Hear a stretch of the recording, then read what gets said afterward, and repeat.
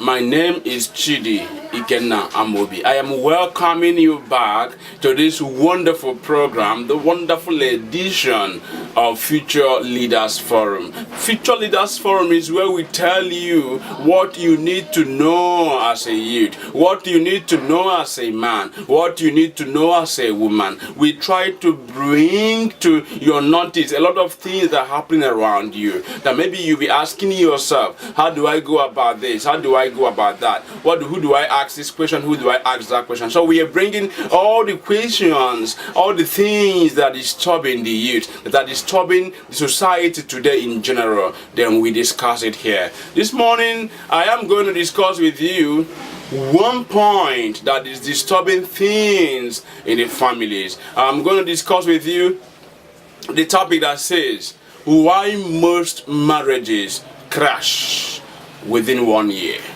Why most marriages crash within 1 year. We've seen a lot of things that happen around society today. A lot of people who go to the altar today, they will say, I do, I do.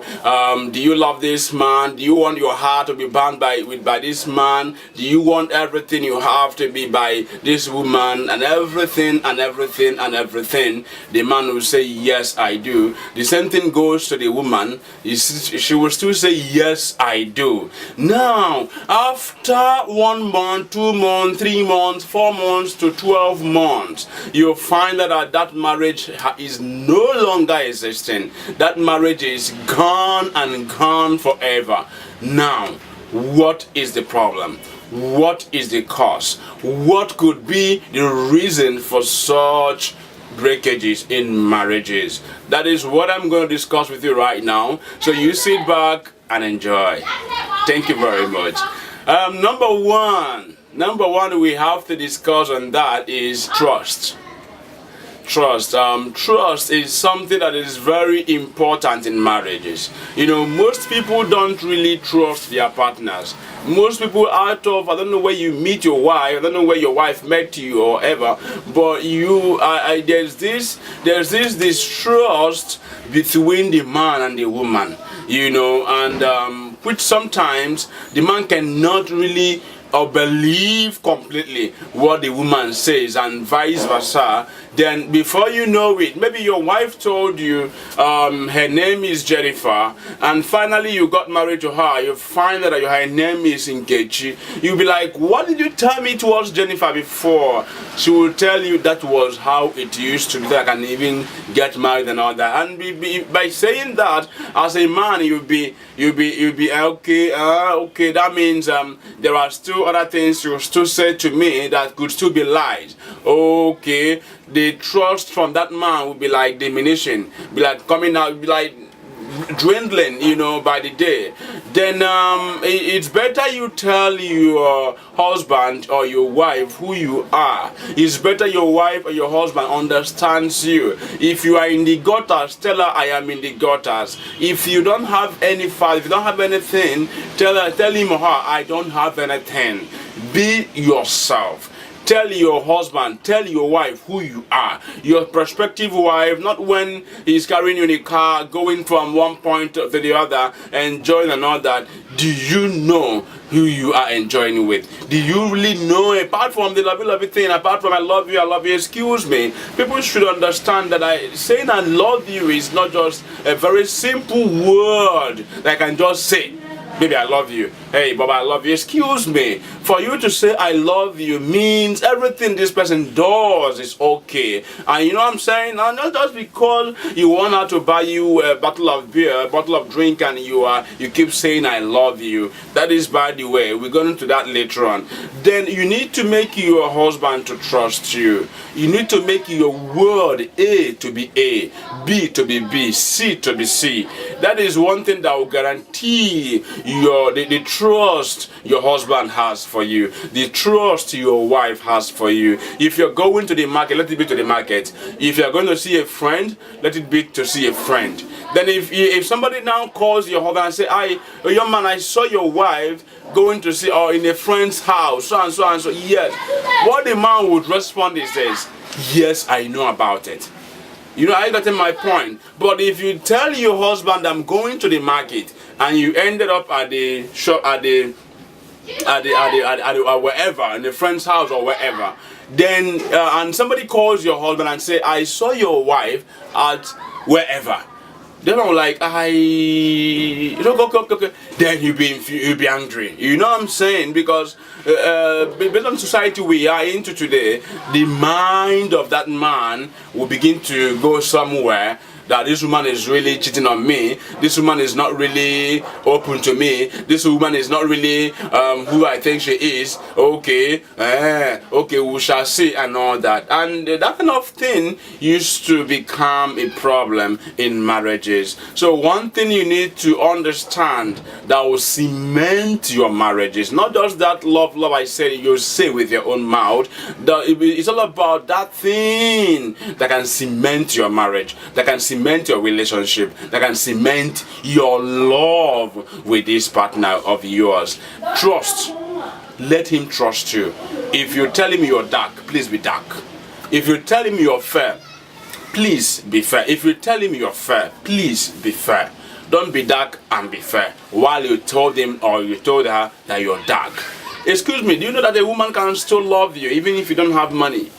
Money is one thing that is good though, but a woman who sees you as a sincere person can still love you and love you more than the rich man.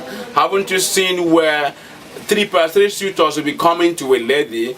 The other two will be super rich, you may not be super rich, but she would say, I want to go to this man. I love him, he's transparent, we can build our resources together, we can build our money together, we can move our family together. He understands me more. I love him more. I know he doesn't have money, and if it is selling pure water, if it is selling anything on the street, I am ready to sell with him. I am ready to go on with him. I am ready to live with him. I believe he is the person for me. You don't have money, but she accepted you. So why would you lie to her? Why would you tell her you are the richest man on earth? Why would you tell her you are an importer when you are not? Why would you tell her you have skyscrapers all over the world when you don't have anything? Then how do you expect her to react when she comes in fully to become your wife, and finally I find out that you don't even have anything at all? Do you expect her to stay on? It is impossible, because you've already made her to understand why to see you. She's not really leaving you because you don't have all that, but she's seeing you. She's leaving you because she cannot trust you. That one day you can even sell her. That is why she's leaving you, not because she doesn't have anything at all or you don't have anything at all. No, that is not just the point. So you need to understand and trust your partner for your marriage to be cemented. I believe we still have other points, but go on. Let's go on. Yes, let's go on. Number two is this: the belief system has to go with trust. Yes, belief system. Belief system is believing in yourself, believing in your own self, believing in your partner, believe in her that she'll believe in you, and your marriage will be wonderful. Your marriage will be unique. Your marriage will be wholesome.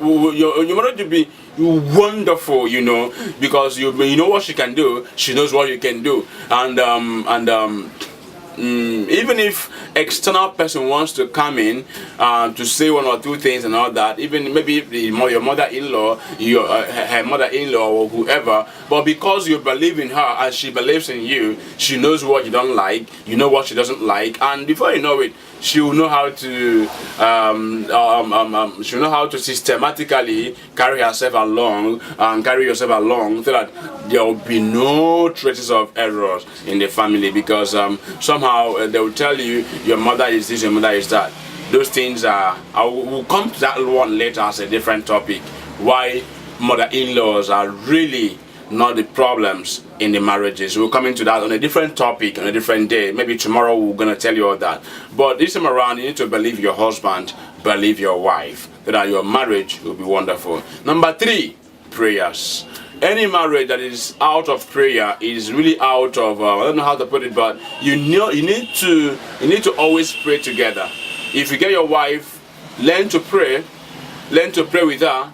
If you have kids, learn to get the kids together. to pray. All of you be praying together. All of you be praying, and you'll be doing the things of God together. Then the kids will be emulating from that. Even when you are trying to get tired, the kids will tell you, Daddy, we've not prayed this morning. Mommy, we've not prayed this morning. Can you imagine that? Because you've already made him or her to understand that praying is very good. So you need to understand. You need to be prayerful. You need to really be prayerful all the time. You need to pray and put yourself and your marriage and your family into the God's hand. Because God is the originator of marriage. God is the founder of marriage. He said, when you found a wife, you found a good thing and obtained favor from the Lord. So God knows about your marriage. God knows about that union. God says, in multiply, I will multiply you. You know what I'm saying? You know, so God has really blessed your marriage before you know it. So you need to always tell him what to do. Tell him, God, I want to do. Look at what we have to do. Pray together. Hold your hands together. It works. There's power in prayer. Always do it, and you see the difference in your family. Number 4. This number 4 is, I call it castigation. Castigation is really a problem in marriages. Most wives or most husbands see only the wrong part of their partner. That thing your partner is not doing well, that is all you see all the time, and that thing breaks your heart all the time, because you've already attuned your mind to be seeing that wrong. Maybe your wife she's not very good at homekeeping. She's not really doesn't have no, but you married her. She's not your wife. What you need to do is to don't always look at that error. She has it already. You know it is an error, and maybe there's something you could do about it, but there's something you can still do about it. Take off your mind from it. Then do the ones you can do on your own. Then do the ones you can do on your own. By the grace of God, she will begin to like it. So don't castigate your wife all the time. Don't really make her to understand that she is not up to your standard, that there are other girls outside that are better than her. And don't make your husband as well to look at himself as inferior, and to give out some kind of should be thinking, maybe my wife is seeing some other person that she thinks that are more richer, that are richer than myself, or that are more responsible than myself, and all that. So when when something like that begins to go through the minds of a man, it's really, you don't like it, it's really challenging. Something else might happen next. So you need to carry your husband along, you need to carry your wife along. That thing, one thing about marriage, there's one thing you would love in your marriage. That same thing you love most, that you're dreaming for my husband to have. You'll be surprised your husband will not have it. But you won't even notice it at the first time. You will notice it when you go into the marriage. That is why most people don't have the patience. They break up. No. Breaking up is not the ultimate. Breaking up is not the key. It's not the solution. The solution is this. That thing you wanted, that you love so much, can you begin to make your wife has it? Can you begin to make your husband to have that thing you wanted? That maybe you thought she has it before, but you find out now that she doesn't have it, or that he doesn't have it. One thing is to carry her along. Teach her that thing. She doesn't know how to speak English. She's not presentable. She doesn't make up well. She doesn't this or that or whatever. Make her to be doing that. Attune her to be what you wanted her to be. Always make her to. Don't really castigate her before doing it. Don't call her fool. Don't call her crazy before making her to understand what you want. No. Bring her to yourself. Bring her. Tell her she's the best in the world. Telling me he is the best in the world. Then her mind will be up again. Then you now tell him, but I wish you can do this, but I wish you'll be doing that for me. It will make me the happiest person on earth. Because you've really praised him or her, her mind will be happy to accept that correction immediately, and she'll see it as a challenge, and she'll begin to walk towards it. I need to do this to make my husband happy. I need to do this to make my wife happy all the time. And when she's happy, you're happy. Your home is happy. So you need to do all that. And before you see Jack Robinson, before you know it, your family is secured. And number 5 is this: comparison. Don't ever compare your husband or your wife with anyone else. Don't ever tell your wife, look at Jennifer, look at Mama, look at Cynthia's mother, look at Jennifer's mother, look at this woman, look at that woman. She's doing this, she's doing that, she's good, she's that, she's wonderful, she's the best. Excuse me. If you want to break your home as fast as possible, compare your wife with someone else. Comparing your wife with someone else is trying to tell her she's not like this person, she's not like that person. Excuse me. That thing is one thing that will break your family in a second. Don't ever compare your wife. Don't ever compare your husband with anybody. Your wife is your wife. Your husband is your husband. Take her the way you see him. You see her. Take him the way you see him. Then, that thing that you see in other women that she's not doing, you can bring those good ones into your family. Look at that woman. She doesn't stay at home. She hustles. She's trying to make living. She's doing that. She's doing that. Can't you start doing it? At first, she will tell you, I can't. She will nag you. You know, she's a woman. She will nag you. You know, I don't want this. I can't do this. Is that why you married me here? Blah, blah, blah. Excuse me. Gradually, systematically, she will understand. She will understand, because as time goes on, she sees the way she's doing. She'll be, one day she'll be on her own, and she'll be able to think that my husband is not. There's sometimes you say wonderful thing, but maybe the approach you used might be wrong. Then because of the approach, you will insist, I will never do this.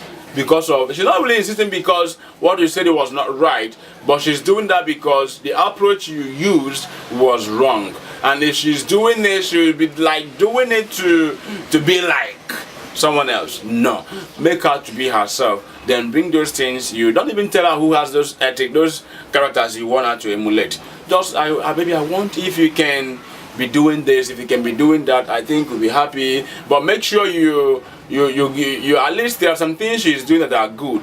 Make sure you give her credit to that. Oh, look at this kitchen. It's wonderful. You have made this kitchen to be so neat. Oh my God, I thank God for marrying you. Say something like that, then she will be happy. Then if you come back, if she likes anything you buy for her, you know, she will enjoy. Don't even say all of that at that time.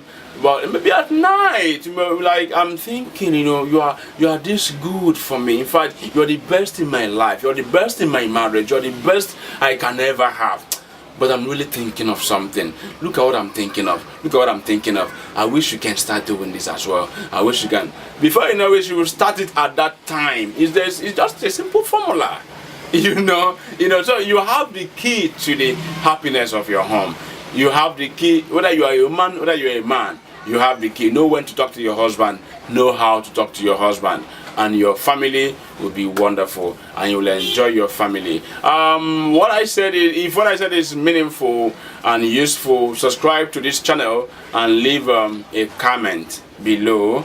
Then I will do as much as I can to reply immediately. That is what I am promising you. That is what I am doing here. I want us to discuss this. If what I said is wrong, put it right. Maybe you tell us, tell me, young man, what you said here is wrong. I don't believe this, I don't believe that. Maybe you can state your reasons. Other people will still learn from it. What we are doing is not just to tell us who knows better, but we're to teach and lecture ourselves, including myself and yourself, so that we all learn together for a healthy relationship and healthy marriages tomorrow. Thank you very much. Remember, my name is Chidi Ikenna Amobi. It's a pleasure having you here. Thanks and bye.